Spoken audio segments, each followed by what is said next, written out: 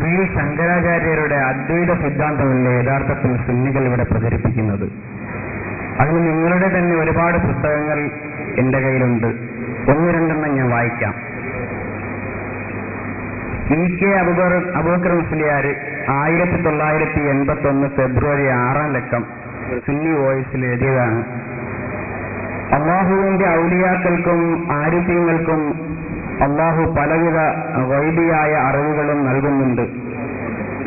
അതിനാൽ വരാൻ പോകുന്ന പലതിനെക്കുറിച്ചും അവർ മുൻകൂട്ടി പ്രവചിക്കുകയും ചെയ്യും.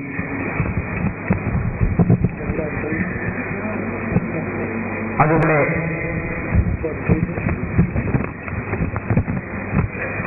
CM സ്മരണിക സമസ്ത കേരള സുന്നി യുവജന സംഘം സ്റ്റേറ്റ് കമ്മിറ്റി പുറത്തിറക്കിയ CM സ്മരണികയിൽ പറയുന്നു, ഇഷ്ടദാസന്റെ കണ്ണും കാതും കയ്യും കാലും ഞാനാകുമെന്ന് അള്ളാഹു ഖുദ്സിയായ ഹദീസിലൂടെ പറഞ്ഞത് നാം നേരത്തെ മനസ്സിലാക്കിയിട്ടുണ്ട്. അള്ളാഹു കേൾക്കുന്നത് പോലെ കേൾക്കുകയും കാണുകയും പ്രവർത്തിക്കുകയും ചെയ്യുക എന്നതാണ് ഇതിന്റെ വിവക്ഷയെന്ന് പണ്ഡിതന്മാർ വിവരിച്ചിട്ടുണ്ട്. ഇങ്ങനെ പല പുസ്തകങ്ങളും എന്റെ കയ്യിലുണ്ട്. നിങ്ങളല്ലാതെ മറ്റാരും ഇങ്ങനെ ഒരു വിവക്ഷ കൊടുത്തതായി കാണുന്നുമില്ല. ഇതിനെക്കുറിച്ച് എന്ത് പറയുന്നു? നിങ്ങളാ വായിച്ച പുസ്തകത്തിന്റെ അസല് കൂട്ടിയാണ് എന്റെ കയ്യിൽ. നിങ്ങളാ വായിച്ചത് പോലെയാണ് നിങ്ങൾ സുന്നത്ത് ജമാഅത്തിൽ പഠിച്ചതെങ്കിൽ ഇതിന് കുറച്ച് സംശയമൊക്കെ ഉണ്ടാവും. നിങ്ങൾ പറഞ്ഞു ഞാൻ സുന്നിയായിരുന്നു ഇതുവരെയും ഇപ്പൊ ഇങ്ങനെ ആശയക്കുഴപ്പത്തിലാവുകയാണ്. അതിന് കാരണം എന്താ, ഞാൻ പിന്നെ പഠന വിധേയമാക്കിയപ്പോ എനിക്ക് ഇങ്ങനെ തോന്നിയത് ഈ രൂപത്തിൽ പഠന വിധേയമാക്കി അതിനപ്പുറം തോന്നാതിരിക്കുമാറാവട്ടെ എന്ന് ഞാൻ പ്രാർത്ഥിക്കല്ലാതെ മാറുകയില്ല. കാരണം ഇതിൽ പറയുന്നത് അദ്വൈത സിദ്ധാന്തമോ ഒന്നുമല്ല. ഇതിൽ പറയുന്നത് അള്ളാഹു കാണുന്നത് പോലെ കാണുകയും അള്ളാഹു കേൾക്കുന്നത് പോലെ കേൾക്കുകയും ചെയ്യുമെന്ന് മഹാത്മാക്കളെ കുറിച്ച് നമ്മുടെ ഒരുപാട് പണ്ഡിതന്മാർ എഴുതിയിട്ടുണ്ട്. അത് ശരിയാണ്. പക്ഷേ അത് എങ്ങനെയാണ് എഴുതുന്നത്? അള്ളാഹു കാണുന്നത് പോലെ കാണുന്നു, കേൾക്കുന്നത് പോലെ കേൾക്കുന്നു എന്ന് പറഞ്ഞാൽ അതിന്റെ വിശദീകരണം എന്താണെന്നും ഇതിൽ പറഞ്ഞിട്ടുണ്ട്. അത് മുജാഹിദുകൾ പറയാനുള്ള സാധാരണഗതിയിൽ മുജാഹിദുകൾ സാധാരണ അവരുടെ പ്രവർത്തകർക്ക് പഠിപ്പിച്ചു കൊടുക്കുന്ന സൂപ്പർ മാറ്ററാണ്. CM സ്മരണിക സമസ്ത കേരള സുന്നി യുവജന സംഘത്തിന്റെ സംസ്ഥാന കമ്മിറ്റി പുറത്തിറക്കിയതാണ്. അതിലുണ്ട് എന്താണുള്ളത് കണ്ടോ, അള്ളാഹു കേൾക്കുന്നത് പോലെ കേൾക്കുകയും കാണുകയും പ്രവർത്തിക്കുകയും ചെയ്യുക എന്നതാണ് ഇതിന്റെ വിവക്ഷ എന്ന് പണ്ഡിതന്മാർ വിശദീകരിച്ചിട്ടുണ്ട്. അപ്പോ ആ അള്ളാഹു കാണുന്നത് പോലെ കാണുക, കേൾക്കുന്നത് പോലെ കേൾക്കുക, പ്രവർത്തിക്കുന്നത് പോലെ എന്നല്ലേ ശിർക്ക്. അതുകൊണ്ട് തന്നെ ആ ശിർക്ക് ഈ സുന്നികൾ ഇവിടെ വിശ്വസിക്കുന്നു, പ്രചരിപ്പിക്കുന്നു എന്ന് മുജാഹിദുകൾ സാധാരണഗതിയിൽ പറയുന്നു. അത് സഹോദരന്മാരെ ഇതിന്റെ മുഴുവൻ ഭാഗവും വായിക്കാത്ത ആ പകുതി ഭാഗം കട്ടുവെച്ചുകൊണ്ട് പറയുന്ന മുജാഹിദുകളുടെ സ്ഥിരം സ്വഭാവം, ഇടമുട്ട മുജാഹിദ് സുന്നി മുജാഹിദ് സംവാദം വെച്ച് പിടികൂടിയ ആ സ്വഭാവം ഉണ്ടല്ലോ, ആ സ്വഭാവം തന്നെയാണ് ഇവിടെ ഉണ്ടായിട്ടുള്ളത്. കാരണം ഈ അള്ളാഹു കാണുന്നത് പോലെ കാണുക, കേൾക്കുക എന്നൊക്കെ പറയുന്നത് ഈ ലേഖനം മുഴുവൻ വായിച്ചാൽ അറിയാം. അതിൽ പറയുന്നുണ്ട്.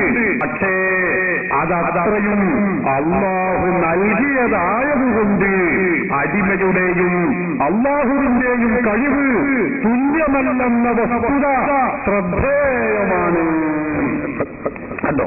ഈ ലേഖനത്തിലുള്ളതാ. അള്ളാഹു മഹാത്മാക്കൾ കാണാൻ നിങ്ങളെ കാണാം. ഇത് അള്ളാഹുവിന്റെ കഴിവിൽ പങ്കുചേർക്കലാണ്. അള്ളാഹു കാണുന്നത് പോലെ കാണുന്നില്ലല്ലേ, കുട്ടികകത്തുള്ള വസ്തുവിനെ പോലെ ഹൃദയത്തിന്റെ ഉള്ളിലുള്ളത് കാണാൻ മുഹീദ്ദീൻ ഷെയ്ഖിന് കഴിയുക എന്നത് അള്ളാഹുവിന്റെ കഴിവല്ലേ? അതുകൊണ്ട് അത് ശിർക്കല്ലേ എന്ന് ചോദിക്കുന്ന മുജാഹിദുകളുണ്ട്. അതുകൊണ്ടാണ് അവർ CM സ്മരണിക എന്ന് പറയുന്ന ഈ പുസ്തകം പഠിക്കാറുള്ളത്. അള്ളാഹു കാണുന്നത് പോലെ കാണുകയും കേൾക്കുകയും ചെയ്യുന്നു, അവർ ശിർക്കല്ലേ? അത് മുഴുവനും വായിച്ചാൽ അത് തീരും, അത് ആ പ്രശ്നം തീരും. അതുകൊണ്ടാണ് മുജാഹിദ് മുഴുവനും വായിക്കാത്തത്. എന്താണ് അതിൽ പറഞ്ഞിട്ടുള്ളത്? പക്ഷേ അത് അത്രയും അള്ളാഹു നൽകിയതാണ്. അതുകൊണ്ട് അടിമയുടെയും അള്ളാഹുവിന്റെയും കഴിവ് തുല്യമാവുകയില്ല.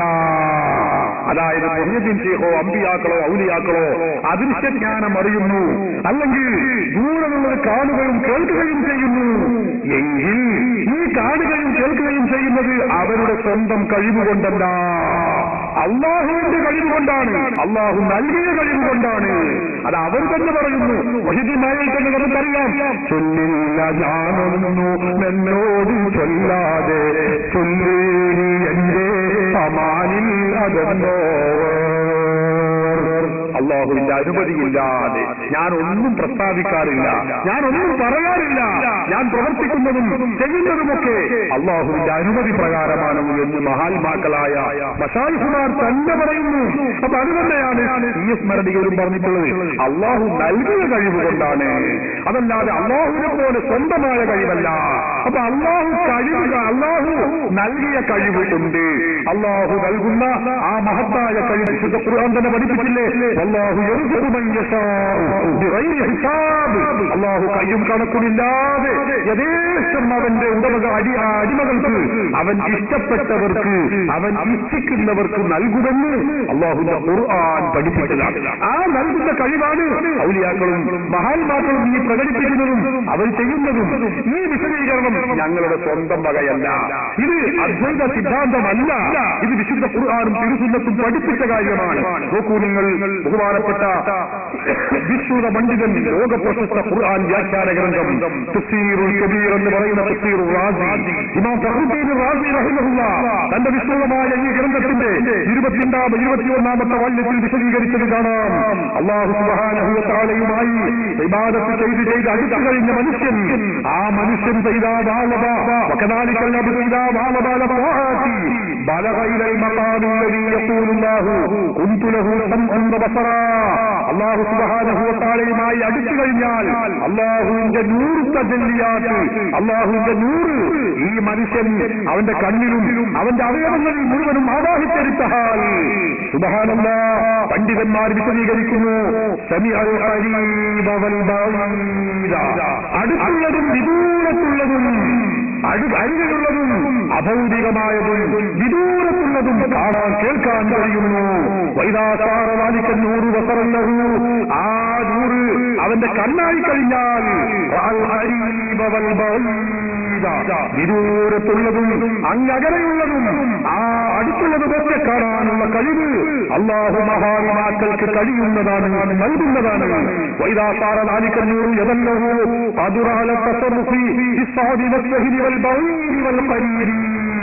ഇമാം ബുഖാരി ഉദ്ധരിക്കുന്ന ഹദീസിലെ ലാ യസാലു അബ്ദി യതഖറബു ഇലയ്യ ബിന്നവാഫിൽ, ഖുദ്സിയായ ഹദീസിലൂടെ അല്ലാഹു പഠിപ്പിക്കുകയാണ്, എന്റെ അടിമ ഇബാദത്തെടുത്തുകൊണ്ട് ഞാനുമായി അടുക്കുകയാണ്.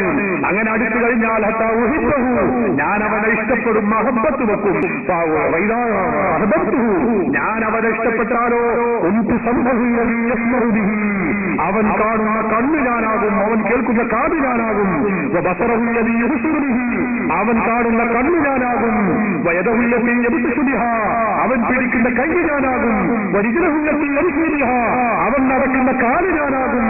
അല്ലാഹുവിന്റെ റസൂൽ ഖുദ്സിയായ ഹദീസിലൂടെ അല്ലാഹു പഠിപ്പിക്കുന്നതായി നമ്മെ വിളിച്ചറിയിക്കുകയാണ്.